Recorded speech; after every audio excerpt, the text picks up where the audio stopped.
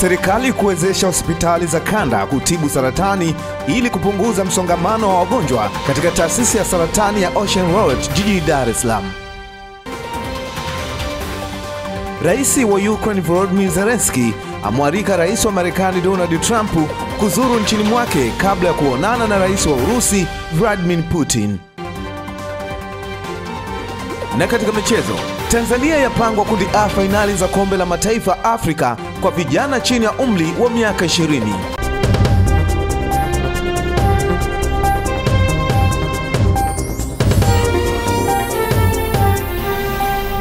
Habari za wakati huu mtazamaji, shukrani kwa kuungana nasi. Mimi ni Filipina Ndwata, nitakuangazia habari za kutwa nzima ya leo, na katika upande wa habari za michezo na burudani utakuwa naye winga Teresa Witness Alano Singalawa. Mtazamaji karibu. Mgogoro wa mpaka wa shamba uliodumu kwa zaidi ya miaka 10 na kusababisha uvunjifu wa amani kati ya familia ya Bwana Ali Kisampa na Alfayo Lukumaye ambao ni wakazi wa mtaa wa Kwedigongo uliopo nje kidogo ya mji wa Handeni mkoani Tanga umemalizika baada ya familia hizo mbili kufikiwa na kampeni ya kitaifa ya msaada wa kisheria wa Mama Samia. Kutoka Handeni, Ernest Mbezi anaripoti. Mgogoro huo umemalizika baada ya timu ya kampeni ya msaada wa kisheria wa Mama Samia kufanya kikao cha usuluhishi na familia hizo, na baadaye timu hiyo ikalazimika kufika kwenye eneo la shamba lenye mgogoro huo wa mpaka na kuweka alama za mpaka mpya uliopewa jina la Mama Samia. Changamoto ilikuwa ni kuhusu mpaka wa shamba ambao ulikuwa mpaka unafikia watu kugombana au kutoelewana, na eneo ambalo lenye mgogoro inaopana kama wa mita 4. Kwa sasa hivi ina maana mgogoro huu umeisha. Tulikuwa tuna changamoto la mpaka la shamba, na kuanzia leo tumeshamaliza. Tunamshukuru Mama Samia kwa tuletea timu wa kunyoshea mpaka. Hatutarudia tena kuingia humo, tunanyosha moja kwa moja. Mipaka ikishakuwa ina migogoro inahatarisha hadi amani ya watu, sababu watu wanaweza wakakutana, wakakatana mapanga, wakapigana, ikatokea sito kuelewana. Kwa hiyo tumeamua kuipa mpaka kwamba ni wa Mama Samia Suluhu Hassan. Kwa hiyo ingewezekana kabisa na kibao iwekwe hapa kwamba huu mpaka ina nembo au legacy ya rais wetu. Mwenyekiti wa serikali ya mtaa wa Kwedigongo Jabiri Mgua anaeleza changamoto za migogoro ya mipaka ya mashamba kwenye mtaa wake, huku wakili wa serikali kutoka Wizara ya Katiba na Sheria anayeongoza timu ya kampeni ya msaada wa kisheria wa Mama Samia kwenye halmashauri ya mji wa Handeni Bwana Emmanuel Mbega akieleza namna walivyofanikiwa kutatua mgogoro huo. Mimi nashukuru timu hii kufika kwangu. Kwanza na hata mimi nashukuru sana kwa kufika kwa ujio wa mipaka ya ardhi. Swala hili lina marefu na mapana kwa zaidi kwa sasa hivi, kwa sababu hajakuta leo kondeka huu umekwisha, mwingine na kane pia na yameguswa na sehemu fulani. Unaona, na pia sisi kama serikali tunajaribu kuikosoa, mingine tuamaliza, mingine bado hatujamalizika. Tumekuja, tatizo lilikuwa ni kwamba hawaelewani kwenye mpaka, lakini baada ya ujio wa timu ya utekelezaji wamekubaliana na wamemaliza tatizo. Kwa mgogoro huu umekwisha na wote kwa pamoja wamekubali kumaliza mgogoro huu. Kwa tunashukuru pia kwa ushirikiano wao. Kwa tunasema kwetu ni mafanikio katika utekelezaji. Kutoka wilayani Handeni mkoani Tanga, mimi ni Ernest Mbezi. Na mtazamaji, tukiachana na taarifa hiyo kutokea huko mkoani Tanga, na sasa tuangazie taarifa nyingine. Serikali kuwezesha hospitali za kanda kutibu saratani kutokana na wagonjwa wengi wa saratani wanaotibiwa katika taasisi ya saratani Ocean Road wanatokea kanda ya kaskazini. Taarifa zaidi na Witness Ngalawa. Naibu Waziri wa Afya Daktari Godwin Mollel amesema hayo leo jijini Dar es Salaam katika mkutano wa 19 wa bunge la 12 akijibu swali la mbunge wa Ukerewe mkoani Mwanza Joseph Mkundi aliyesema takwimu zinaonyesha wagonjwa wengi wa saratani wanaotibiwa katika taasisi ya saratani Ocean Road wanatoka kanda ya Ziwa. Kwa nini serikali isiboreshe kitengo cha saratani katika hospitali ya rufaa ya kanda ya Bugando iliyoko mkoani Mwanza ili kuepusha wagonjwa kusafiri umbali mrefu hadi jijini Dar es Salaam kupata huduma hizo? Ni kwa nini serikali isiimarishe kitengo hiki kwenye hospitali ya rufaa ya Bugando ili kupunguza gharama kwa wagonjwa wa saratani wanaotumia gharama kubwa kwenda hospitali ya Ocean Road. Nashukuru Mheshimiwa Spika. Serikali imeshatoa zaidi ya bilioni 8 sasa kwenye hospitali yetu ya Bugando kwa ajili ya kuboresha eneo hili la kensa, na kwa kweli lengo na maelekezo ya Rais wetu Dr. Samia Suluhu Hassan ni sisi sasa, baada ya uboreshaji uliofanyika Ocean Road, sasa tuanze kuboresha hospitali zote za kanda, ikiwezekana kwamba wagonjwa wawe wanabaki kwenye hospitali zao za kanda, wachache sana wawe na sababu ya kuja Dar es Salaam. Katika hatua nyingine, mbunge wa Ndanda kupitia chama cha CCM Cecily Mwambe ameioji serikali kama haitaona haja ya kutafsiri sheria ili kuruhusu wakulima wa korosho wazalishe gongo. Huku Saashina Mafue, mbunge wa jimbo la Hai, yeye ametoa hoja bungeni ya kuitaka serikali kushughulikia suala la wageni wakiwemo raia wa China wanaofanya kazi ambazo zingewezwa kufanywa na wazawa kama vile machinga wadogo wadogo. Gongo sio miongoni mwa pombe za asili kwa maana ya local liquor kama inavyotafsiriwa katika kifungu cha 3 cha sheria husika.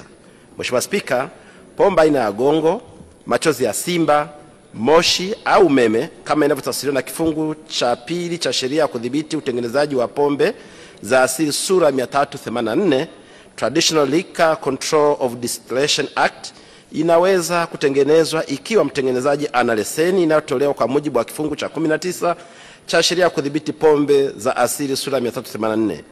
Kweli tunaheshimu diplomasia. Kweli vipo viwanda vinajengwa na wenzetu hawa. Lakini jamani, ndio kwenda kuuza hadi madafu. Ndio kwenda kuuza hadi hereni. Kwa hiyo wafanyabiashara yetu pale Kariakoo na maeneo mengine, hawa wafanyabiashara walioko maeneo ya Kariakoo kutoka nchi za ugenini wanaofanya biashara ndogo ndogo, niombe sana serikali iwatazame. Mimi ni Witness Ngalawa na hii ni runinga ya Channel 10+. Shukrani Witness Ngalawa kwa taarifa hiyo. Na sasa ni nchini Ukraine. Rais wa Ukraine Volodymyr Zelensky amemwalika Donald Trump kuzuru nchi yake kabla ya makubaliano yoyote na Urusi ya kumaliza vita hiyo. Tupate taarifa zaidi. Mahojiano hayo yarekodiwa kabla ya kombora la Urusi kushambulia mji wa Sami na kuua watu 34 na wengine 117 kujeruhiwa. Kaimu kansela wa Ujerumani Friedrich Merz alishutumu Urusi kwa kufanya uhalifu wa kivita. Hapo awali mjumbe maalum wa Trump nchini Ukraine, Luteni Jenerali mstaafu Keith Kellogg, alisema shambulio hilo limevuka mstari wowote wa adabu na walakini inabaki kuonekana ikiwa Trump atakubali mwaliko wa Zelensky. Mashambulizi dhidi ya raia na vitu vya kiraia vimepigwa marufuku chini ya sheria ya kimataifa ya kibinadamu, na kwamba mashambulizi yoyote kama hayo popote yanapotokea lazima yakomeshwe mara moja.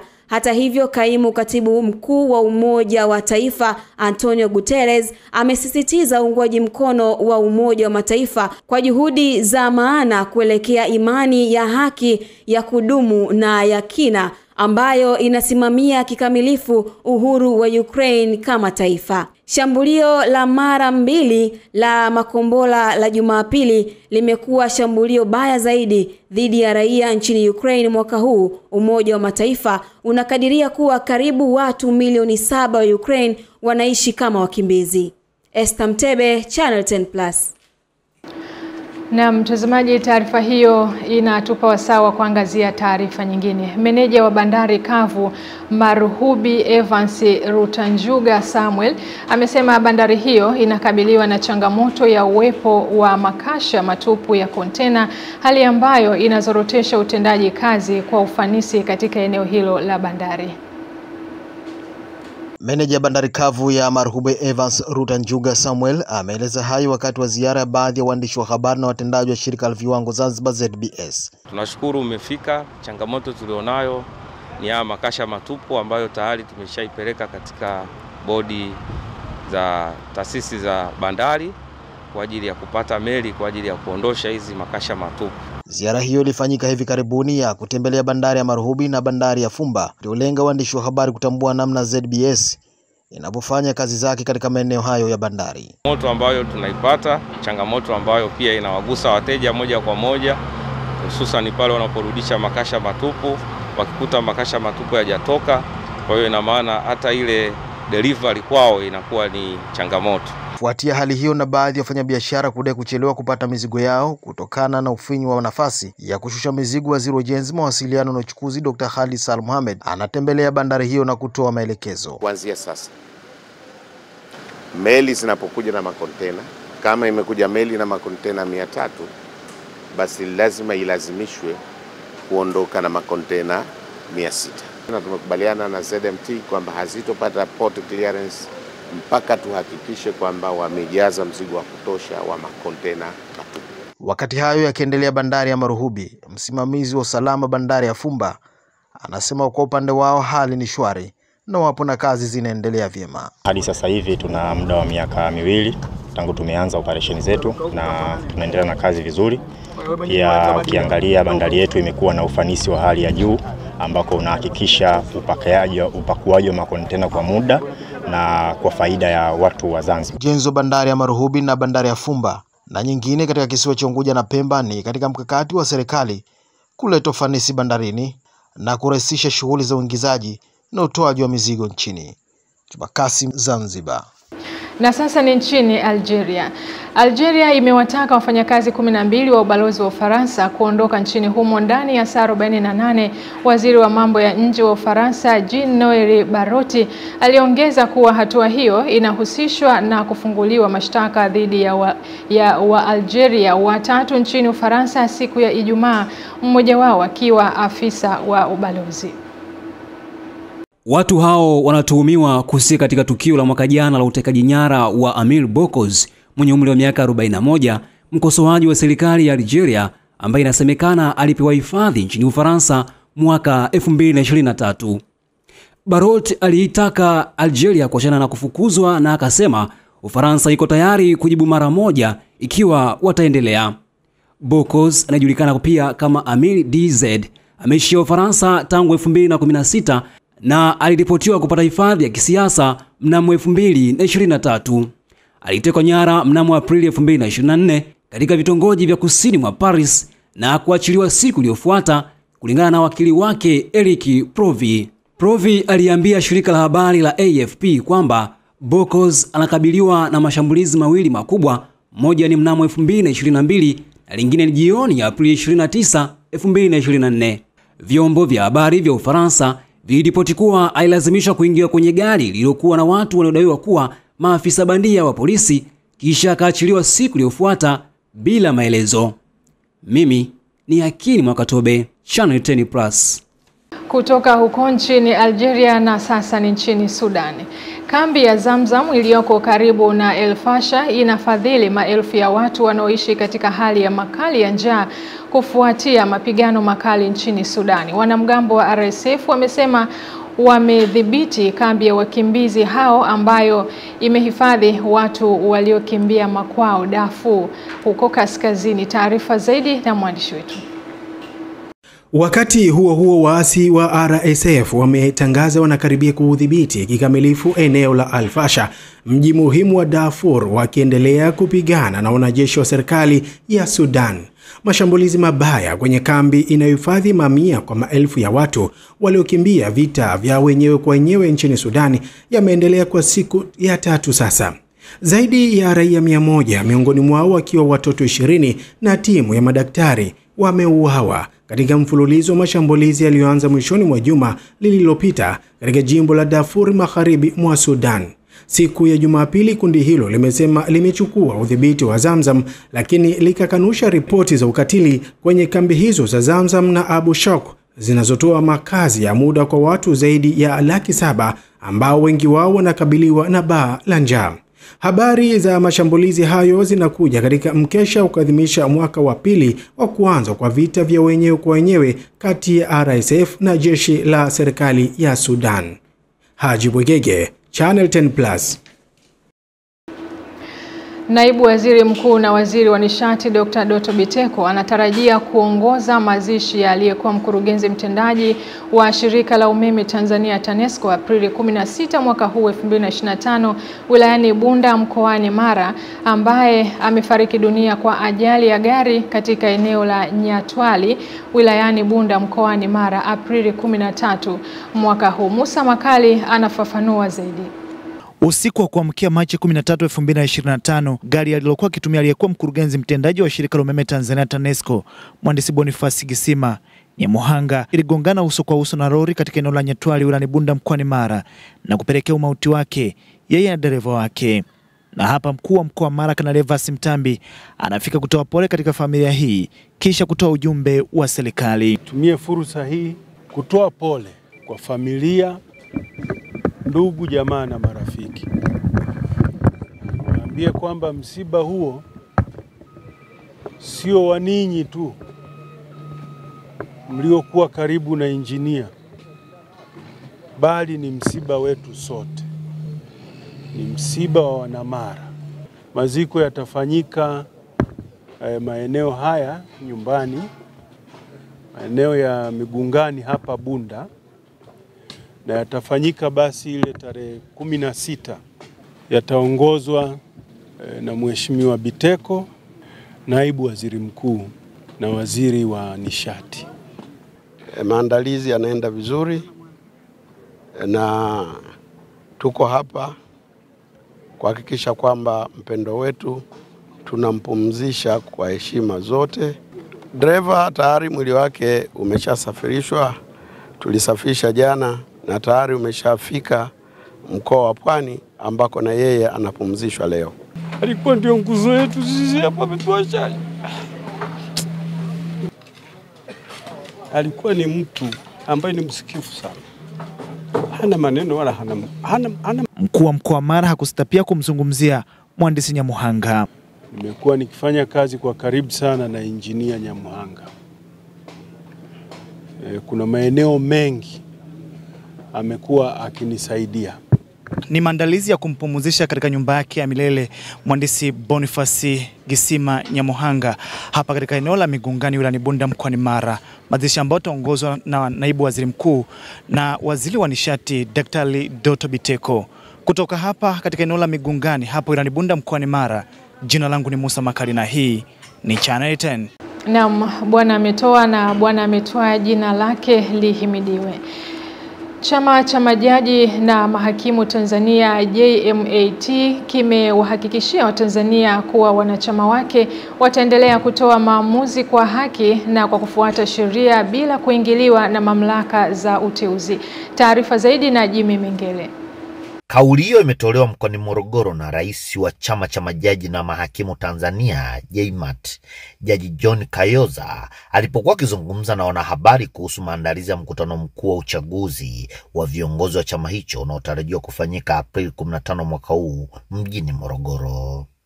Kwa sababu tunasema mahakama isiyokuwa huru, mahakimu wasiokuwa huru, majaji wasiokuwa huru ni hatari kwa haki za binadamu na haki za wananchi kwa ujumla, kwa sababu hakimu asiokuwa huru, jaji asiokuwa huru, ni rahisi sana kuingiliwa na akatoa maamuzi ambayo si ya haki.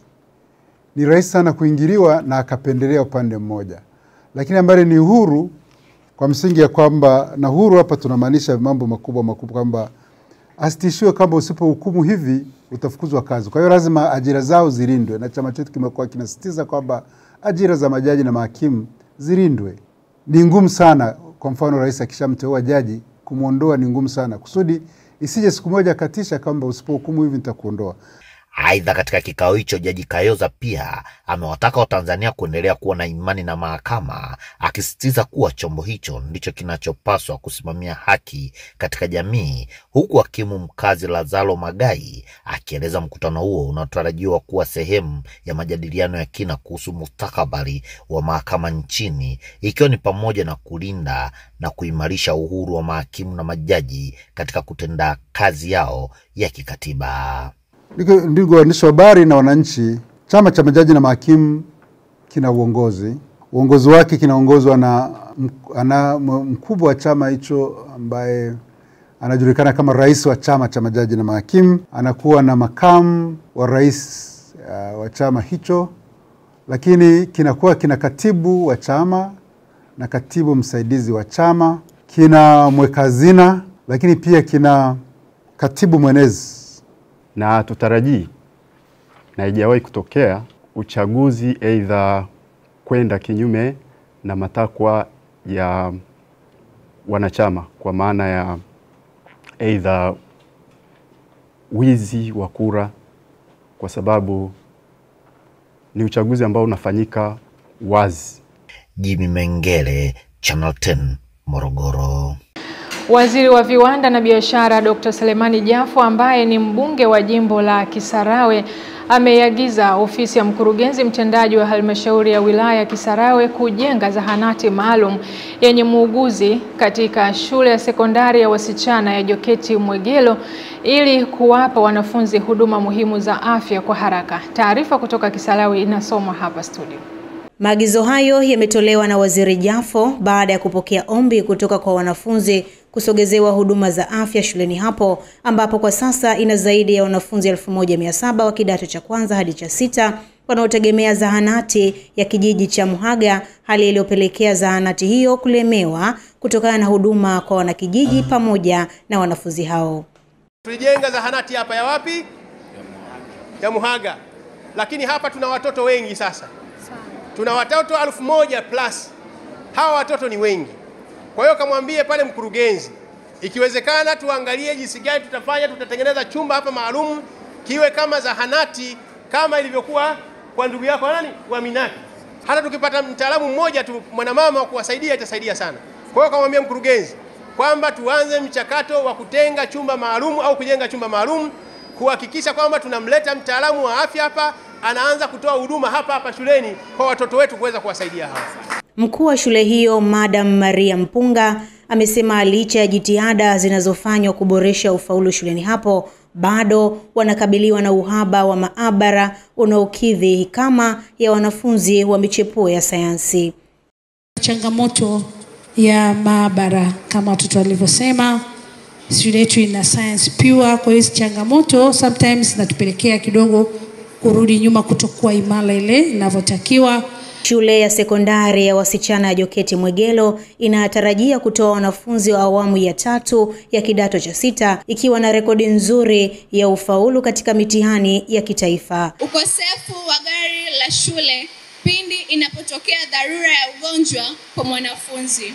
Ukosefu wa nesi wa shule, ukosefu wa jengo maalum la kupumzikia wagonjwa pamoja na samani zake.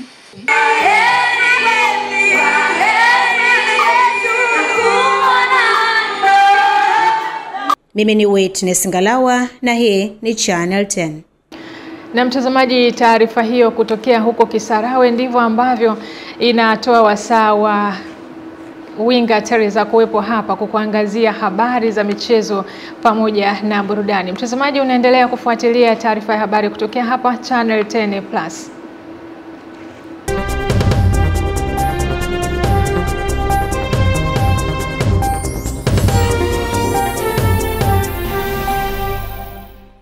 Namna hivyo Philip na Ndwata ananipa kijiti kudunda viwanjani kujuzana mambo mbalimbali ya kimichezo na burudani yaliyojiri na yanaendelea kujiri kunako viunga mbalimbali iwe ndani ama nje ya mipaka ya Tanzania. Mimi ni Winga Teresa Witness Ngalawa. Na moja kwa moja naanza na rais wa klabu ya Yanga Hersi Said amesema kwamba mwaka ujao wanajenga uwanja wao kwa msaada wa serikali. Amezungumza hayo kwenye mkutano na viongozi wa klabu ya dunia ulioandaliwa na taasisi ya World Football Summit WFSC jijini Rabat huko nchini Morocco, ambapo Hersi amesema kwamba klabu za Afrika zinakabiliwa na changamoto kubwa ya kimiundombinu ikiwemo ukosefu wa viwanja vya wenyewe binafsi.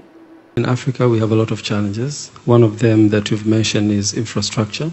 We've seen in Europe most of the club, they own infrastructures including the training facilities, academy setup, as well as the stadium for the matches, which is opposite with African club, most of them.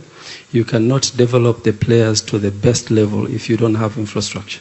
And I've seen some of the club they're trying now to build. We've seen the likes of Ahli Club, they have shown interest of building one of the biggest stadium in Egypt.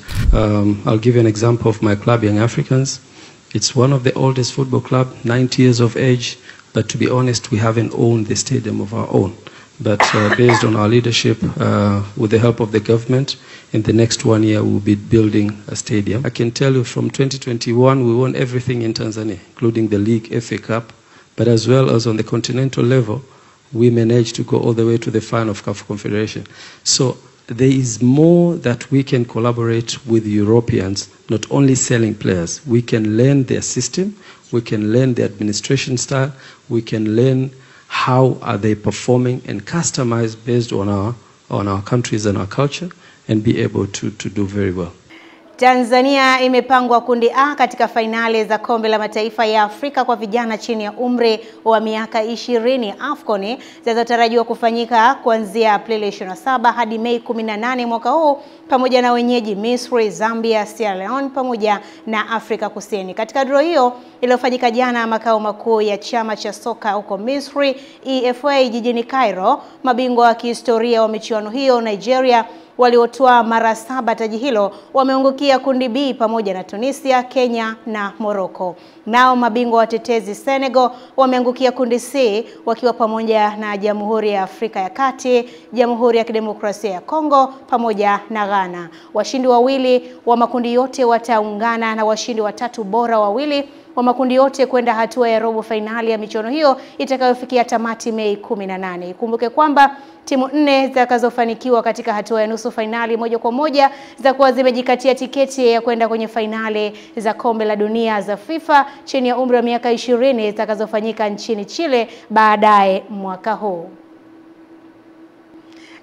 Nikielekea upande wa michuano ya CAF, wawakilishi pekee wa Tanzania katika michuano hiyo, klabu ya Simba imeamua kuwapeleka wapinzani wao katika mechi ya nusu finali ya kombe la shirikisho Stellenbosch ya huko nchini Afrika Kusini, mchezo ambao utapigwa katika dimba la New Amani Complex Jumapili ya Aprili 20 kuanzia saa 10 kamili jioni. Simba wamelazimika kupeleka mchezo huo visiwani Zanzibar kufuatia serikali kufungua uwanja wa Benjamin Mkapa uliopo jijini Dar es Salaam kwa ajili ya ukarabati. Stellenbosch imefikia hatua hii baada ya kuwatoa waliokuwa mabingwa watetezi Zamalek kwa kuwachapa goli 1-0, mchezo ambao ulichezwa Aprili ya 9, bao ambalo lilifungwa na kiungo Nduli katika dimba la Cairo International jijini Cairo. Kufuatia kutoa suluhu kwenye mchezo wa kwanza wa Aprili 2, pia uwanja wa DHL Cape Town jijini Cape Town, Simba ilifikia nusu finali ya michuano hiyo kwa kuitoa Al Masry ya huko nchini Misri pia kwa penalty ya goli 4-1 kufuatia sare ya jumla ya goli 2-2 baada ya kila timu kushinda goli 2-0 wakiwa nyumbani. Mchezo huo wa hadhi kubwa umepangwa kuanza saa 10 jioni na uamuzi wa kubadilisha uwanja umetokana na agizo la serikali la kusitisha kwa muda shughuli zote za soka katika uwanja wa Benjamin Mkapa ili tu kuruhusu ukarabati wa dharura hasa kwenye mfumo wa mifereji na maji ya mvua. Nikielekea moja kwa moja mkoani Lindi, katibu wa NEC siasa, itikadi, uenezi wa mafunzo CPA Amos Makala amesema uwepo wa timu ya soka ya Namungo FC yenye makao yake wilayani ya Ruangwa mkoani Lindi inayoshiriki ligi kuu ya NBC kumechangia kwa kiasi kikubwa ukuaji wa kibiashara kwa wananchi wa wilaya hiyo. Hamadi Nandole anatuandalia taarifa ifuatayo. Amesema hayo katika mkutano wa ndani alipokuwa akizungumza na wananchi katika muendelezo wa ziara yake mkoani Lindi. Amesema wananchi wa Ruangwa hawapaswi kukatishwa tamaa na uwepo wa timu yao, badala yake wamepaswa kuendelea kuiunga mkono, kwani uwepo wa timu hiyo umechangia kurudisha hadhi ya michezo wilayani hapa pamoja na kuongeza ukuaji wa kiuchumi kwa wananchi wake. Awe bodaboda, awe mamalishe, uwe na loji, uwe na saluni, uwe mama ntilie, uwe sijui nani, uwepo wa timu ya Namungo kiuchumi, tunasema kuna utalii wa kimichezo. Yaani timu zote 15 lazima zikanyage Ruangwa. Bodaboda wanabeba mashabiki, uongo kweli? Wasio na uwezo wa kwenda kula kwenye hoteli wanakula kwa mamantilie, uongo kweli?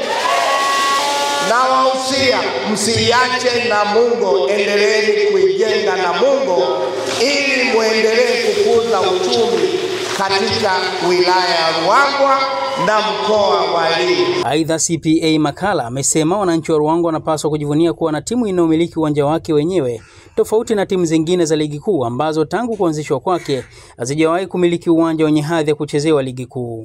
Na hizi timu kubwa mliwahi kusikia zina uwanja? Simba wana uwanja wa kucheza ligi kuu. Wananchi wana uwanja wa kucheza ligi kuu. Jipigieni makofi Ruangwa. Sikuipandisha Pamba kwa hela zangu kutoa mfukoni au hela za serikali, ni wananchi wa mkoa wa Mwanza. Pamoja na mambo mengine, CPA Amos Makala anafunguka. Wakaanza na hapa Ruangwa kuna wakulima wamekatwa fedha kuchangia timu ya Namungo. Hasira zako zinaenda na Mungu. Hasira za kukosa watu zinaenda na Mungu. Wangapi wanapenda na Mungu hapa? Mimi mwenyewe shabiki namba moja wa Namungo hapa. Kama wananchi wanaipenda Namungo, endeleeni kuchangia Namungo. Nikiripoti kutoka Ruangwa mkoani Lindi, mimi ni Ahmad Nandonde, Channel 10. Namna hivyo, taarifa kutoka mkoani Lindi, Ruangwa ndio inanipeleka upande wa burudani. Burudani moja kwa moja, msanii maarufu nchini Saida Karoli ametoa burudani katika hafla ya uzinduzi wa kampeni ya msaada wa kisheria ya Mama Samia kwa mkoa wa Kagera kwenye viwanja vya Mashujaa vilivyopo manispaa ya Bukoba. Na huyu hapa ni namna ambavyo alivyotoa hiyo burudani. Mama ni jembe, hawezi kulala usiku mchana, kila siku anakesha kwa sababu yetu. Ngojea baruna, orega ngambe, orega bakorobanye, orega ngambe, yeah. Saida Kamua hautakuwa na nafasi nyingine hapa. Kwa hiyo maliza kikosi kusema Kamua hapa dakika hii. Katoto kadogo. Niwe Mama Samia. Niwe Mama Samia. Hauko peke yako mama. Uko na Fatuma Mwasa. Oye come Kassim Majali. Oye come Kassim Majaliwa. Uko peke yako. Iyo Mama Samia. Iyo Kassim Majaliwa. Iyo Kutoka Marekani, ni nini ambacho kimetokea? Moja kwa moja tuungane na msimulizi wetu kufahamu nini kilichojiri siku ya leo. Mwanamuziki wa Marekani Katy Perry anaandika historia kwa kujiunga na kikundi cha wanawake pekee kusafiri kwenda angani kwa kutumia rocket ya Blue Origin inayomilikiwa na bilionea Jeff Bezos. Safari hiyo ya anga imeanza leo na itawapeleka zaidi ya kilomita 100 juu ya uso wa dunia. Perry, anayefahamika kwa vibao vyake maarufu kama Fireworks, California Girls na Roll, ameweka video kupitia Instagram akiwa ndani ya chombo capsule akiwa amevaa skafu ya anga ya rangi ya blue iliyoandikwa Perry kifuani. Kiti chake kimeandikwa namba 2 na jina K Perry, na jina lake la mawasiliano katika safari hiyo ni fedha. Kikundi hicho kimepewa jina la The Taking Up Space Crew kwa maana ya kuchukua nafasi halisi angani na pia kupinga mitazamo ya zamani kuhusu safari ya wanawake. Safari hiyo ya dakika 10 imeanza kutoka West Texas kwa kutumia rocket ya The New Shepard inayomilikiwa na kampuni ya anga Blue Origin. Wanawake walioteuliwa kushiriki safari hiyo waliandaliwa na mchumba wa Jeff Bezos, Lawrence Chess, ambaye ni rubani wa helikopta na aliyewahi kuwa mtangazaji wa runinga. Pamoja na Perry na Sanchez, yupo pia mtangazaji wa runinga Girl King, mwanasayansi wa zamani wa roketi wa NASA Aisha Bowe, mwanaharakati wa haki za kiraia Amanda Nguyen na mtayarishaji wa filamu Kerwin Frine. Shabani Mpute, Channel 10 Plus. Na naenda kuhitimisha na zile ambazo zinabamba kunako mitandao mbalimbali ya kijamii, na hii moja kwa moja inamhusu jaji wa mahakama ya Pennsylvania huko nchini Marekani, Son M. McKnight, ambaye amepatikana na hatia ya kujaribu kumuua mpenzi wake Michael McCoy kwa kumpiga risasi kichwani alipokuwa amelala. Taarifa zinasema tukio hilo lilitokea baada ya McCoy kumwambia kuwa waachane na kumwomba McKnight aondoke nyumbani hapo. Hii si mara ya kwanza kwa McKnight kushambulia kwa risasi. Inaelezwa kuwa aliwahi pia kumpiga risasi mume wake wa zamani sehemu za siri wakati wa ugomvi, lakini hakushtakiwa kwa kuwa madai yalikuwa ni ya kujilinda zaidi. Sasa McKnight anakabiliwa na kifungo cha hadi miaka 60 jela, na namna hivyo kesi inaendelea kuunguruma huko katika jimbo la Pennsylvania huko nchini Marekani. Na ndivyo ambavyo unahitimisha yale yote ya dawati la burudani la michezo kwa siku nzima leo. Kumbuka mimi ni Winga Teleza Witness Ngalawa, nikujeshe kwake Filipina Ndwata aweze kutamatisha habari yetu ya kutwa nzima hii leo.